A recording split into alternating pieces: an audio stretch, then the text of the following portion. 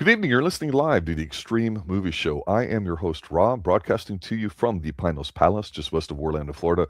I am in the Extreme Studios with the young 20-something Professor Pixel, also from the Central Florida region. We are continuing our coverage of the Hannibal television show with Mads Mikkelsen and Hugh Dancy and a few others. Season 1, Episode 13, the season finale. And Pixel, we've had some conflicts on our schedules over the past few weeks here, too, picking up on this last episode.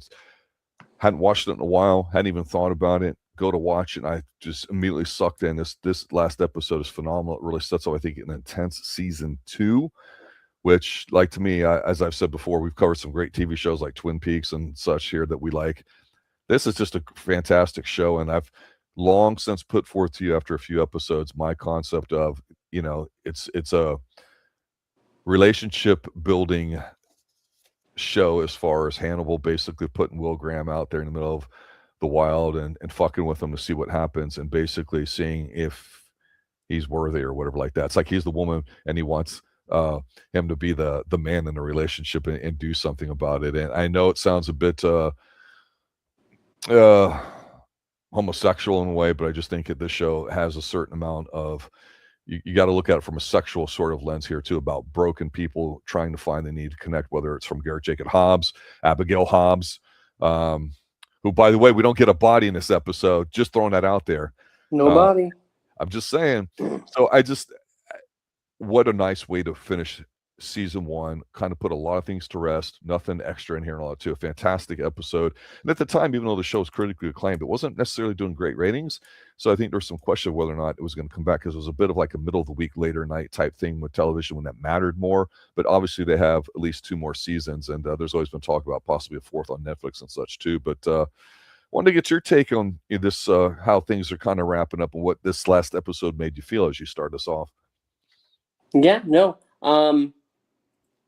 I'll just go ahead and start by saying that I have been definitely enjoying it.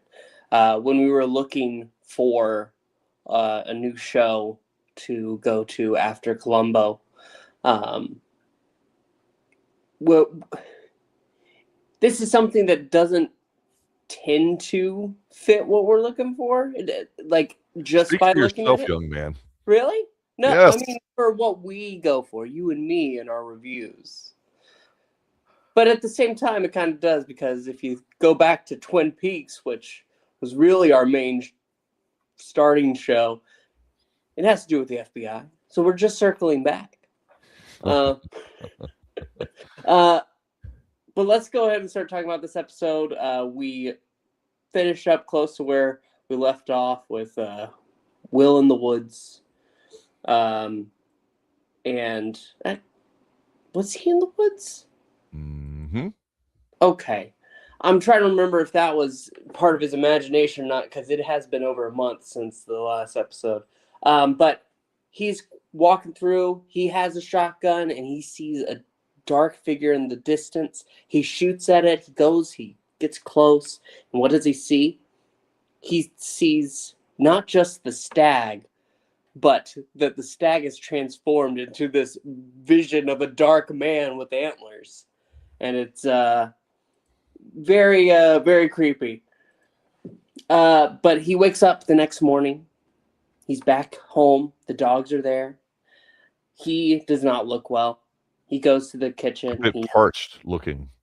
No, I mean, yeah, no. He His goes. sweat is his sweat's working overtime, sir. I mean, and he looks kind of grimy here. I agree. This is just kind of disgusting to watch. Some people like this look. It was really popular back in the 90s.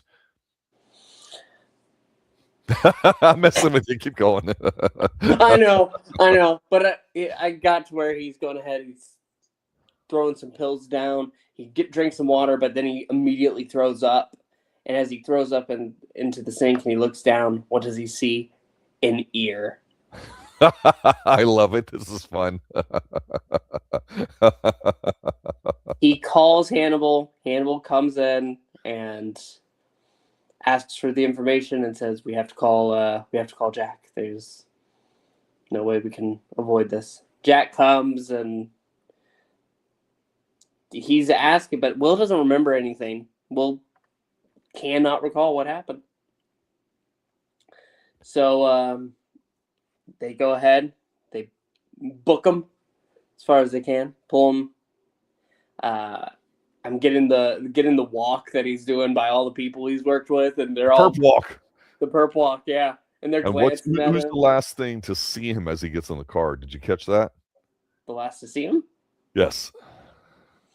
I mean, as he's walking by, it was when he goes to sit in the car. He's sitting in the car. Last person to see him is one of his strays. I'm almost there. Yes, the stray dog. Actually, the stray dog. Somebody and you left a stray dog, you bum.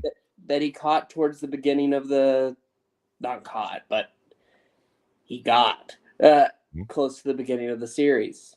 He does get to have a short conversation with, oh man, what is her name? Beverly, not Asian woman. Beverly, yes, with Beverly, and she's like, I can't do the silent treatment anymore. I can't act like I don't know what I'm getting out of here. And he's saying honestly, he cannot remember. Meanwhile, Alana Bloom is pretty much saying, you would protect him to Jack. And Jack's just kind of like, well, he was doing good work. We were doing good things. I can't help this. I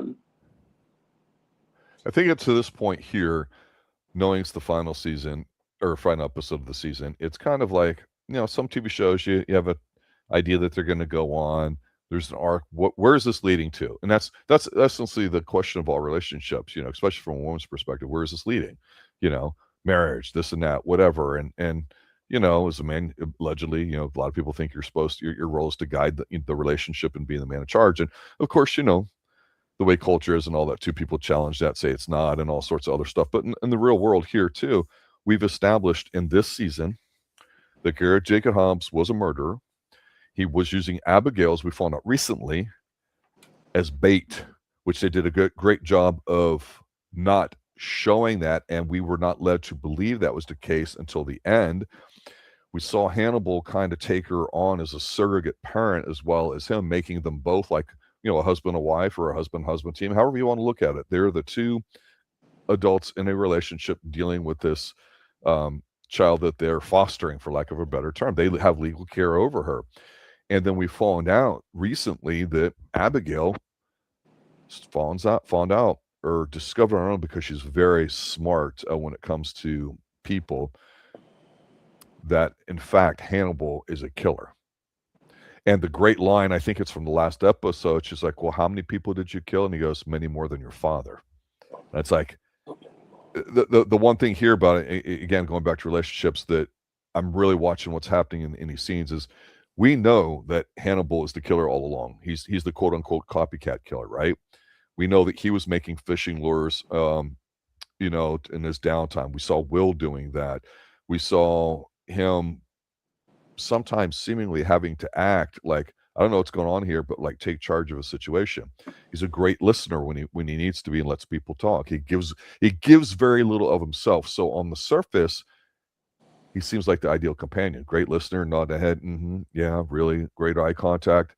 But in a relationship, that psychological visibility I had mentioned before is where you reveal something of yourself to a certain level, and you're putting yourself out there. So it's a fearful situation, because you're hoping the other person reciprocates in kind to that level, or at least what you perceive to be. And Hannibal's so slick at doing that. He's actually the special counsel to Jack to let Jack know where Will is at mentally. And we've already saw him lie about getting the brain scan, where he's got some form of encephalitis, some sort of brain infection. And this is confirmed when he did in his study the clock test, right? Hey, draw the face of a clock, and he does it. We see it's all fucked up, right? And Will thinks it's normal.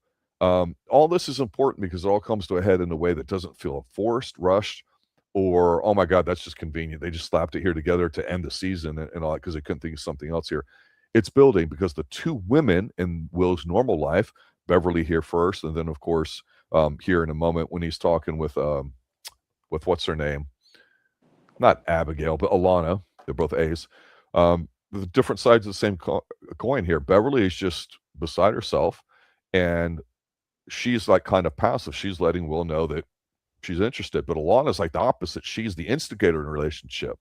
And both these women he's been able to have eye contact with. He does not have eye contact with anybody. We know that from early on, and it's stated as such. So I think one of the best scenes in here is what you just started getting into, is when Alana is sitting across from Jack talking about it, because you go, where is everybody in this relationship?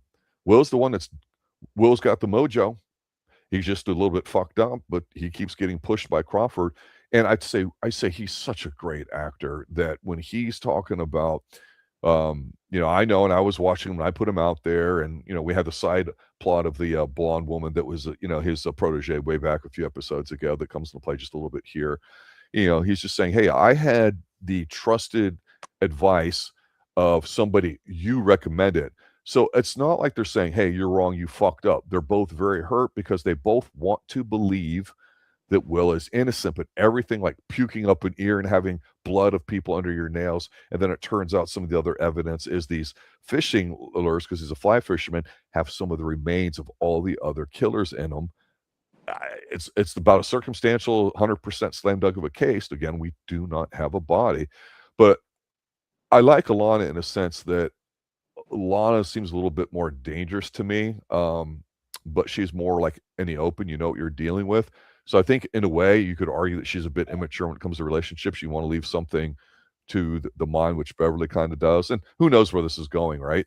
But I just think this here, I just go back and go, wow, these guys are such great actors. And she's a small actress in terms of like her roles and stuff like this. But this whole thing is great because, he's like, hey, I guess you got lucky not getting involved with me romantically. But she's like, no, I'm really, really hurt because I really, really do care for you. She's invested in it so much so that she's going to look after the dogs. So I thought this is really, really cool. But there's a throwaway line in here when she's investigating him, and it leads to them talking about the clock, where he's like, oh, she's like, well, we're going to run the tests on you and all that. And she wants to believe. She really, really, really does. But right now, it's just not looking like it because they have to go by evidence. And he makes the comment like, oh, I guess that includes, drawing a clock. And she's like, well, did you have that? And he does it, and we see it. And it's not right. It's all fucked up here. And this is when she gets the light on in her eyes. And you're like, uh-oh, this shit's on. It's on right now. So that's how I was feeling. And this is what Will needs to do, is blend in the background. And sometimes this is how you view people, not the person themselves, but the effect they have on other people. So, yeah, when she goes ahead and she gets him to do the clock test, yeah, you can see that moment where she's like, oh my gosh, something is... That's something that there is a piece of her that's like, something here isn't right, especially with him. So she goes ahead and she takes it to Jack. We have to talk about Hannibal's scene with the therapist first, though. Sure. Their dynamic is very interesting to watch because Hannibal is he has control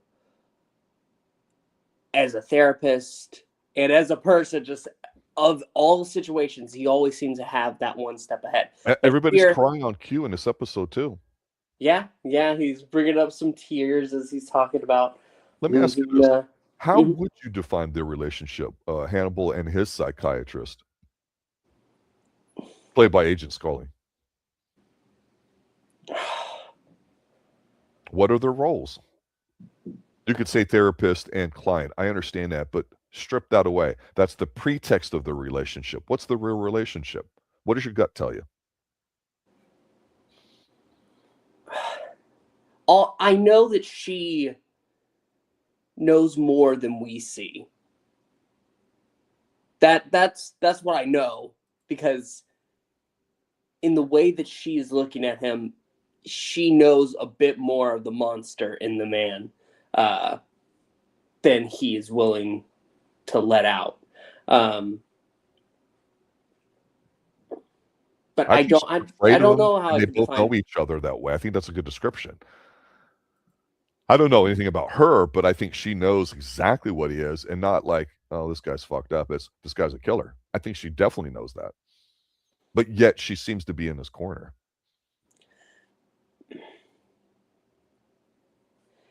I yes. Really, there's going to be another scene that at the end of this that we'll be talking about. Sure. But we'll wait. We'll pause. We'll get right to the fish hooks have been found, and the fish hooks contain, because he makes his own lures because he's a fisherman, 4 fish hooks with the remains of the 4 copycat victims. The copycat killer's victims were found. Jack asks about. Jack goes ahead and goes to him and says, "We found these lures," and you can see that confusion in Will's face when he brings it up. Yeah. Why wouldn't you? Cassie Boyle was murdered. Yeah. Yeah, and then brings up they're made with human remains. It's like, I wasn't sick during the first 2. So, Jack says, "Oh, well, you don't want to tell me that, because then that makes you pretty much a psychopath." But now he knows he's pretty much being framed, and he tells Jack, "You need to be on lookout at the people around you. I mean, somebody close to you is doing this." We see him get pulled away, and just like we saw a couple with Eddie Izzard 2 episodes ago, sitting in the car, breaks a thumb, gets out. These don't seem to be the actions of an innocent man. That's what Jack says whenever he finally does sit with Alana and Hannibal. And Alana brings up the clock test now. Says that something is definitely not right with Will's brain chemistry. But Hannibal goes ahead and says, "Well, I conducted a similar test a couple weeks ago," and he pulls out a perfectly fine clock. Mm-hmm. Son of a bitch. Well, at this point, I hated in a way in the 90s when everything went kind of drab away from the fun of the 80s to the gloom and doom, Seattle kind of punk, emo, wimpy scenes, for lack of a better term. People wore black lot, and the 90s were kind of boring, really, not too fun. I mean, you had your white privilege kind of stuff there, Laguna Beaches and the OCs and all that stuff that was in the late 90s, early or 2000s and everything too. But aside from that, it was just a different temperament, and I don't get it. Grunge was a thing, but at the time, I've mentioned this before here on the Extreme Movie Show, was we talk about themes that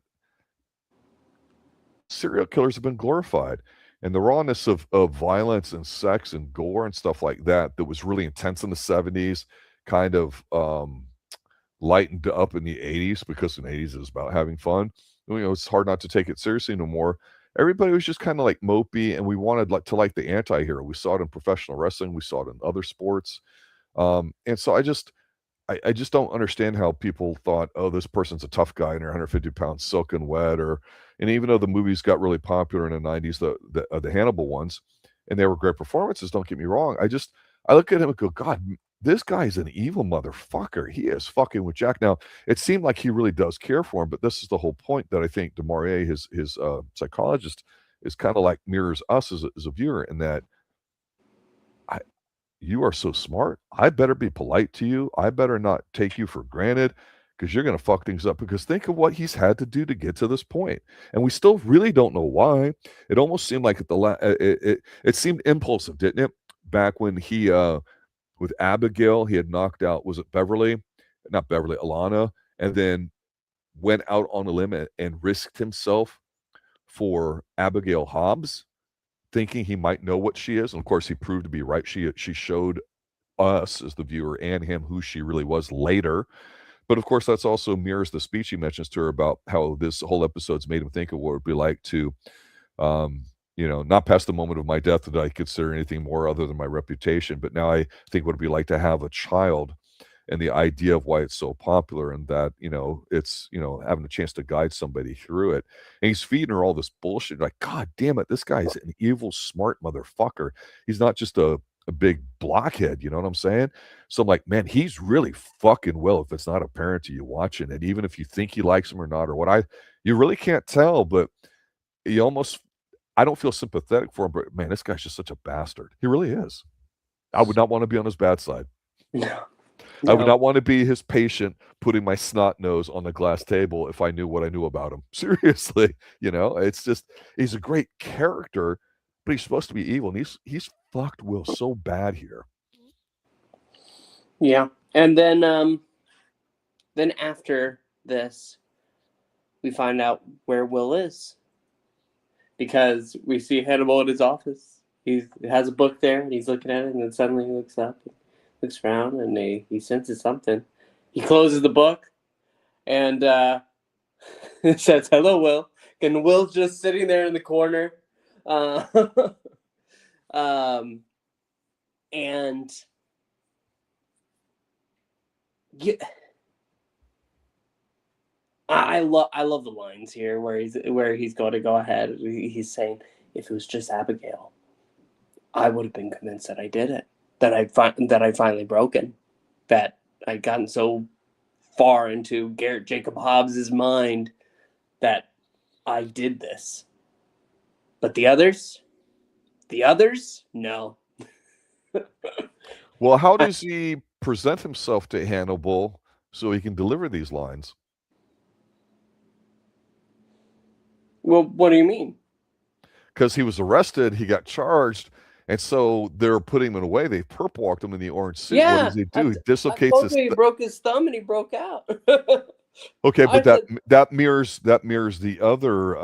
Eddie Izzard 2 episodes, or not 2 episodes. Well, yeah, whatever his name. Yeah, that serial killer there too. And I'm like that. I mean, that was painfully obvious here too. It was like, okay, so we're starting to get some of these flashbacks too of the murder scenes while he's talking to him. So yeah, this is pretty good. This is pretty good. Yeah, and he goes ahead, and we get where Will is sitting across from Hannibal now, and Hannibal suggests, well, if you're going to prove that you didn't kill these other people, then you need to think about how you could have killed them. And we get this this montage of him walking around the office, Hannibal's office, and seeing these blackened out versions of the victims in the way that they died. So like Abigail Hobbs's friend on the antlers, the one that was on the ground, the doctor that we saw Hannibal killing, and the other girl saw him but couldn't recognize Hannibal's face because of her disease, and then finally her. And at the end of this, Will says that he wants to go to Minnesota and see where Abigail died. And so they're driving, and in between this, we get Alana and Jack, Hannibal's psychiatrist, and saying, "Has Hannibal Lecter talked to you in the last 24 hours?" Nope. Missed a session and didn't call in, which he would consider rude. Yeah. Yeah. Yeah. Go ahead.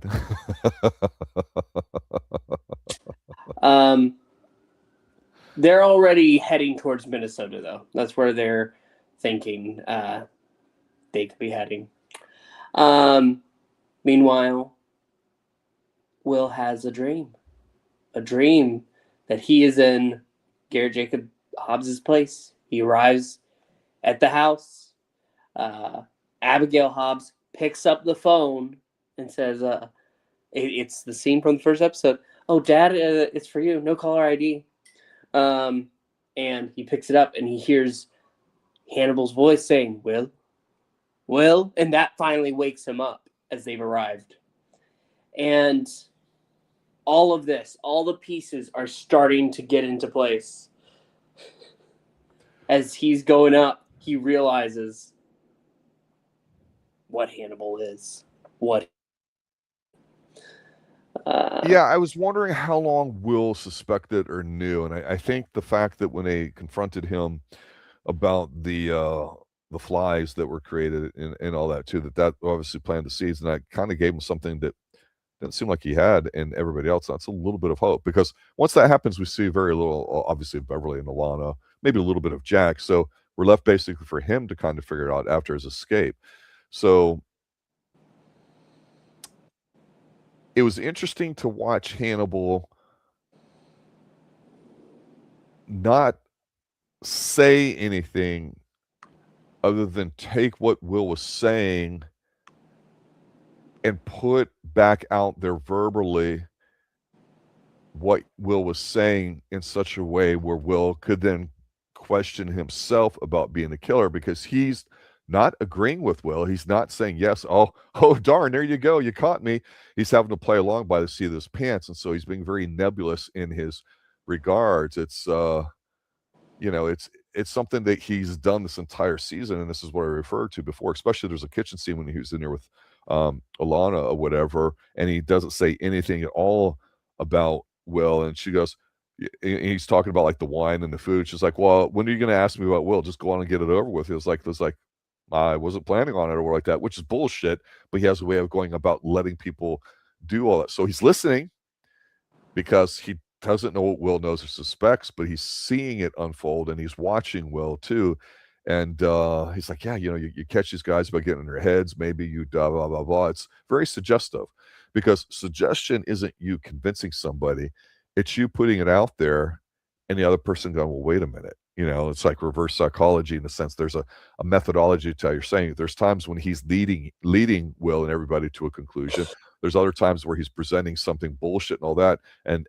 But because he easily solves the conundrum of, say, Jack Crawford or Alana, I mean, they're sitting there having this conversation where he pulls from his notes, and he's such a great actor too. He's so stone-faced about it, and it's that beautiful clock that obviously is not the same one, right? It's like, man, he's fucking working these people over great. Not only is he a smart character, he's a great actor delivering it too. But I marvel at consistent the characters have been. Like, I really honestly believe in my heart of hearts for these 13 episodes of, as we've talked about a lot of shows on here, they knew where they were starting and why. They knew what they were adding in each of these episodes. All the random killers that we thought was a killer of the week kind of bullshit, it was there for a reason and led up to this particular moment or last couple of moments here too, because they're in Minnesota. They're back at the Abigail Hobbs farms, and to your point, they kind of flip a space here or whatever like that. But Will at this point probably has the most clarity he's had since we've seen him in episode 1 about what the fuck is going on in his life, when he's standing there in the kitchen and he's talking to Hannibal, and he's like, we're Hannibal system, something like, is that who you really think you are? And he's like, well, I am who I've always been. He turns on, he pulls the gun on him. And by this point, we had already seen Hannibal mention to Jack and all that somewhat innocuously, somewhat innocently, if you will, when they said, was there any reason he could have done a phone call? Well, I was putting files in a car, and he was in there looking at old files, and he was only in there for a minute or two. He's basically saying, like, there's no way you could do it, but he knows what he's saying. That's how fucking good he is here. He's so evil without having to be physically dominant that it's just absolutely tremendous watching this here too. Except something comes in the middle of their one-on-one conversation. Sir, why don't you take over for now? Yes. At this moment, as he's having this time with Hannibal, that's a way to say it, where he's basically saying that he knows it's him now, has the gun on him, and we have Jack coming down. He arrives at the house. He's walking so silently as he eventually goes up there. I didn't realize that it's an upstairs kitchen. Sometimes you have what you call a split level pan. No, because it has to do with the altitude here. Here in Central Florida, we don't really have basements. We don't really have that. Once in a while, you might have, just depending on if you had a slight hill, you might have like a garage at the bottom where you drive around to it or something like that, and that would be like a split level where you would go up like half a level or something. But yeah, that's exactly what it was. You just don't see that side of the house until he's walking up to it and you get to see it, because we saw it when it was vandalized. We saw it with his daughter, so we weren't really focused on paying attention to the house. We saw the stairs on it because that's when him and Alana were walking up, when he knocks her out, when he reveals himself to Abigail early on, like in episode 2 or 3 or whatever it was. So it's been a while since we've seen it. But yeah, that surprised you, though, it sounds like. It does. An upstairs kitchen is definitely interesting. Especially because, like, you can't hear any creak on those stairs, and that's weird. But at that time, Jack arrives and tells Will to put it down, and Will doesn't really have time to say anything. So he goes ahead and he just tries to shoot Hannibal, but Jack's faster, shoots him, and he falls into that same place. If he died right there, it would have been kind of ironic, dying where Garrett Jacob Hobbs did. Mhm. But ultimately, he's alive. Damaged, but alive. We get a scene after where he is in the hospital. And Jack goes in, and Hannibal's pretty much waiting, watching him. And they have a short conversation about that. Oh, well, he's not our victim. But ultimately, it passes to Hannibal having dinner with his psychiatrist again. Do you remember what they were eating? Veal. Why is that significant? Think about what he was saying to her. They talk in the scene? Yes. Yes, because he says it's a very controversial meat because of when it's killed at its age. But it's really much older than most pigs that go to the slaughter, if you think about it.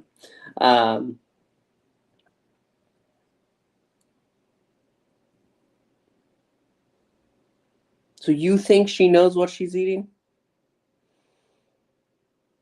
We're assuming, I'll say this, I tell me if I'm wrong here, you and I are assuming that he's serving up body parts to everybody in the forms of veal, and how he prepares everything too. I don't think she knows. I don't think anybody he served it to knows. I think that's him popping himself. I really don't know the answer to this because honestly, I've never read the books. I've seen all the movies. I've Manhunter with Dennis Farina and all that too on TV from Michael Mann in '86. Phenomenal. It's a great one too. It's Brian Cox's Hannibal in that one. It's a one-off. I don't think she knows. What I'm saying is I agree with you in that there's something more to her because she clearly said enough to Jack Crawford when Jack's like, hey, has he been here past 24 hours? No, he would think that's rude or like that. And then they're like going up to Minnesota.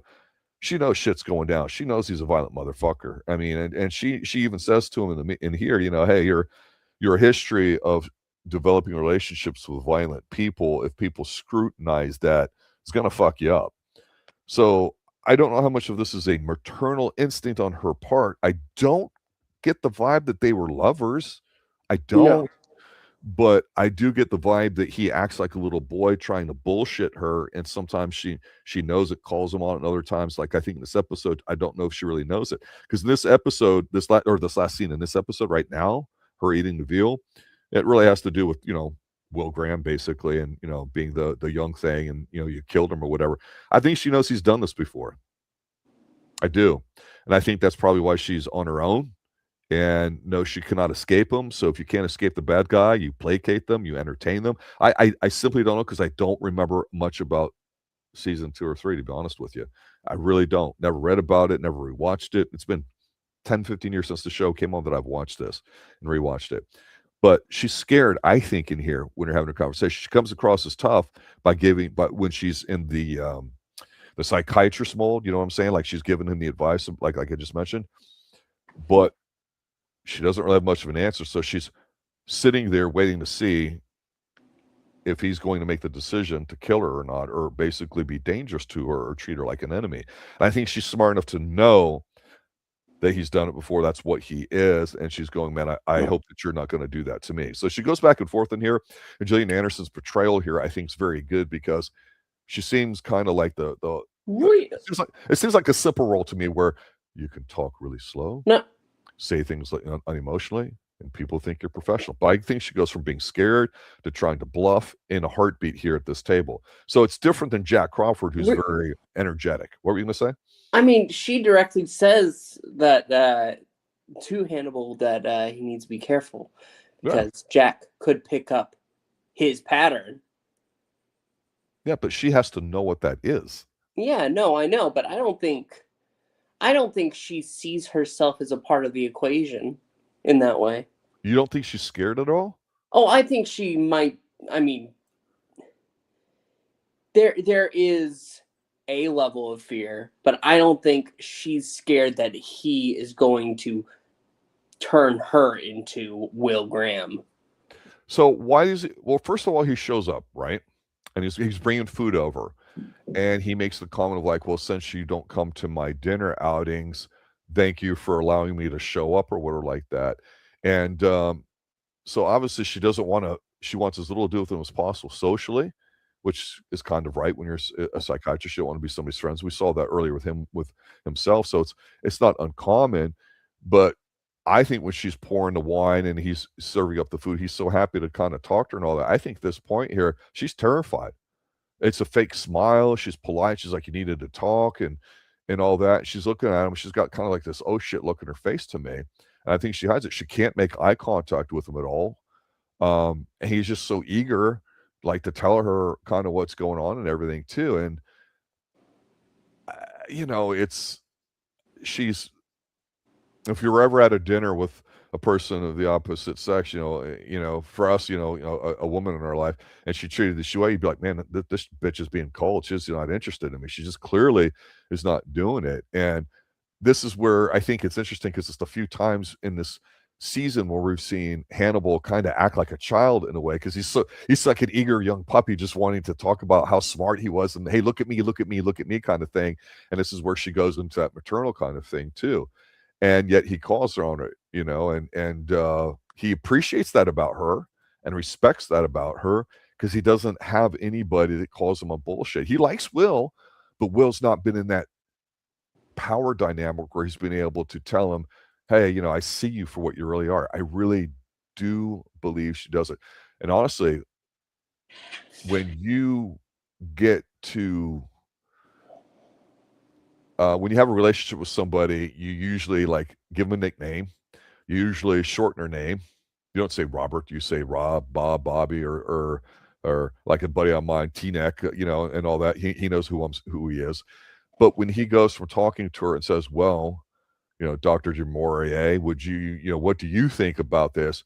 He's going from personal to professional because he's irritated when he says, "Tell me, do you think your beliefs about who I am are starting to unfold, unravel, or whatever it is, and all that?"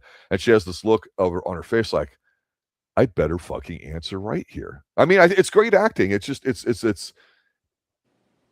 it's consistent with her behavior before, but for her character, there's this big range in there. But again, if you're just looking at it and not thinking of it in those terms, it just seems it almost seemed like a wooden performance in a way too. Very opposite of Jack Crawford.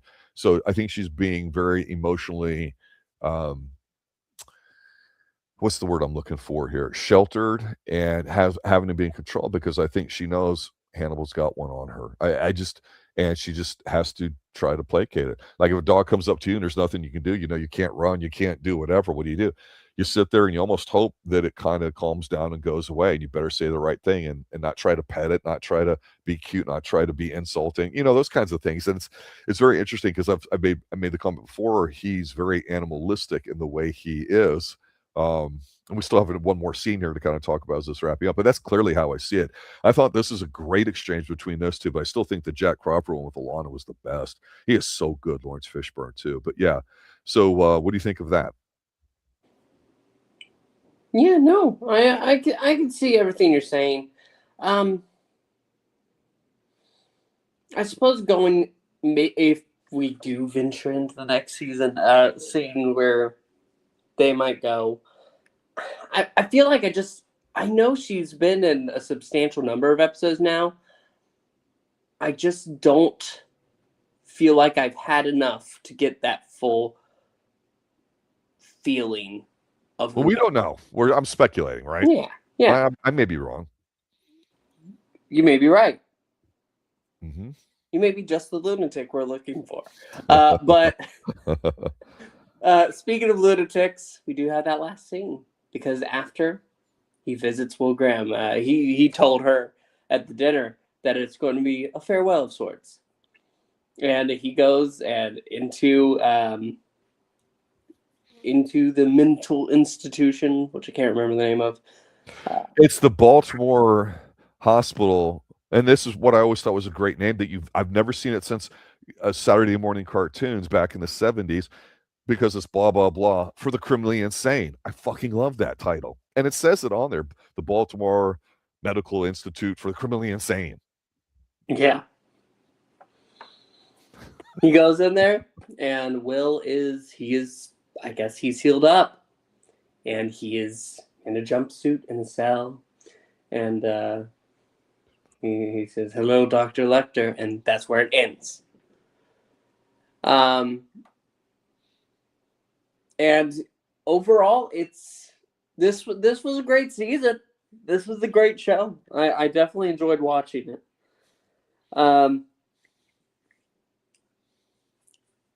I mean, if it had ended, which is how you're supposed to develop television, unless you have such a stream of success that you know you're getting the next one, you were supposed to end it where you can finish the season feeling satisfied. This is a satisfactory ending of a season. Yeah, one of the key takeaways for me for this whole season for Hannibal has been that obviously I keep going back to how it's well written, well acted. I've seen Lawrence Fishburne since the mid '80s. I mean, I've seen his whole career and some other people, and he's very phenomenal. He's very great. I think Hugh Dancy's been fine in here. I kind of just I don't like that I'm a sniveling kind of guy breaking down at the edge of insanity bit. I get it. I understand it. It's not particularly attractive to me. He does it very well, and he sweats really good. Mads, everybody likes because, you're in suits. You got a pimp ass office. You're the man. You're smart. You can cook. It's hard to find a flaw in you other than you're an asshole. And you get Jack Crawford that, aside from the stuff with his wife, I mean, what was the one scene that you commented on earlier on in one of the episodes where I think he's going after and he's getting ready to rip Will an asshole early on, and somebody comes and he's like, "Use the ladies' room," and you're like, "That's what I'm fucking talking about." How we can turn on. I mean, he's Shakespearean trained. The guy knows how to act. He's really good, but he does great because when he's authoritative, he'll talk like this. But then when he'll talk slower and like this to Will or Alana, and he's so great, and watching him and all that, it's a tremendous performance. So it's well acted. Yeah, I think the key takeaway to this, if I put it back into the themes that we talk about in Extreme Movie Show, is that you started having in the 90s the occasional show that was a big fucking deal. You could say Lost was the first big one that was primetime television, even though there were big shows and great quality writing going way back. And quality, I think, has generally gone down. But the point is most of these premiere shows, you had to go get HBO to watch The Sopranos or Rome or Justified or, whatever. And then everybody started getting the idea of, hey, there's a show getting really popular called The Walking Dead, but it's on AMC. So this is one of those types of shows that seemed like it made it on regular television because it was so good in terms of quality that, generally speaking, those types of shows for a good generation or so now don't get a lot of viewers because it's very cerebral, it's very heady. But I'm going to be very superficial here and very glossy and date myself when I say the 80s sometimes looks was more important than the substance. And I'm not saying that's right. It's just how it was. I just got done watching a show that's probably the best show I've seen since Hannibal. Hannibal to me is absolutely tremendous. Before that was Twin Peaks for me. But one it's called Pluribus. And it's a great idea. It's by the guy that did Breaking Bad. It looks fantastic. It's well acted. It has a lesbian romance author, which makes me want to roll my eyes, except for it works in the context of the show. And it answers all your questions on what would happen if most of the people in the world die and you're left alone with aliens. It's great writing, great acting. It feels big. And Hannibal was that show for me. And so when we talked about shows to do, I go, this is what television can be and should be, because I just think it's art. And I always wanted somebody's vision. I didn't want shows like Fallout and all these big ones here too, where it's $20 million an episode, where you have to literally have your cast automatically be DEI so you can be nominated for awards to get funding, and 3 or 4 different types of writers and 3 or 4 decision makers here, and here, and you do it. That's not a singular artist vision. And Bryan Fuller, who did a few other smaller shows, I think he's Canadian, was able to put this together and put it on there. It's fucking fantastic. I mean, it's just such a good looking show. It's just tremendous. It's definitely on my short list of, I'm not going to say favorite TV shows, because this is not one I rewatch all the time.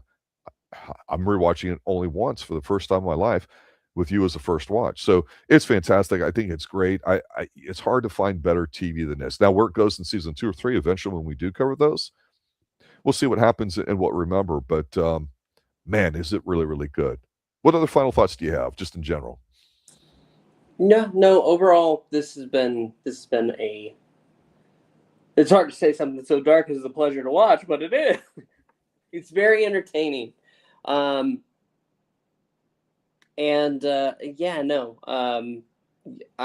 had my oldest brother. He had loved this show when he was watching it, and there was always that vague interest in the back of my mind. Maybe one day get around to it. I'm glad that we finally did. Yeah. Well, there you have it, ladies and gentlemen. Season 1, episode 13, Hannibal TV show. Check it out. It's phenomenal television. Absolutely incredible here, too. Eventually, we'll get to season 2, just like we might later here this year get back to season 2 of Forever Night. A show that was a lot of fun, and as well as Columbo and everything else there, too. So, Professor Pixel and everybody else involved here, I'm looking at you, RDV, on the Extreme Movie Show. I want to say thanks for watching and listening. Good night now. Good evening.